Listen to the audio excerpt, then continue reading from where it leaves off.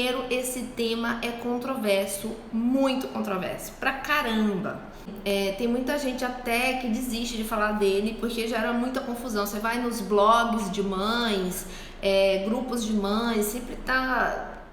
Por que esse tema é tão controverso? Por exemplo, a relação entre mamar deitado e problemas respiratórios, sobretudo problemas no ouvido, nunca conseguiu ser comprovado especificamente na literatura. O que a literatura sempre deixou muito claro é a relação entre refluxo e problemas respiratórios, dor de garganta, problemas de rinite, sinusite e a própria otite, que é a inflamação do ouvido. Mas nunca conseguiu se comprovar que o mamar deitado faz isso. A grande dificuldade de provar isso cientificamente.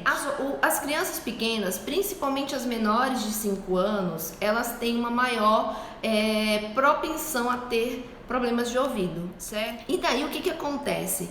Isso sofre influência de quantos irmãos tem na casa, se a criança tem ou não alergia, se tem cachorro, se tem alergia alimentar, se vai pra creche, se tá em aleitamento exclusivo ou se tá com fórmula, até que idade amamentou. Sofre influência de tudo isso. É difícil você isolar tudo isso e identificar só um fator de risco. Na medicina, quando a gente não consegue comprovar cientificamente uma relação de uma coisa com a outra, a gente se baseia na experiência dos especialistas. Dentro dos otorrinos, a gente tem basicamente um consenso de que mamar deitado aumenta sim patologias de ouvido, porque a gente vê isso no dia a dia do consultório. Eu faço só um adendo em relação a isso. Está comprovado que refluxo aumenta o risco de infecções respiratórias.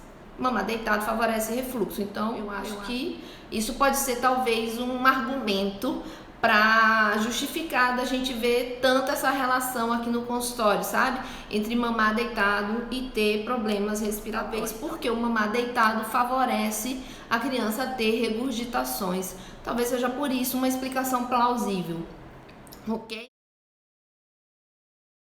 Não tem nada na literatura comprovando relação direta entre a forma que você amamenta, a posição que você amamenta e os problemas de ouvido. Não tem na literatura, nem falando que mamar no peito deitado dá problema, nem que mamar na mamadeira dá problema. Apesar de que todo mundo por aí sai falando que mamadeira que não pode, mas peito pode. Na literatura não tem nada comprovado, entendeu? Minha opinião pessoal é que não pode os dois.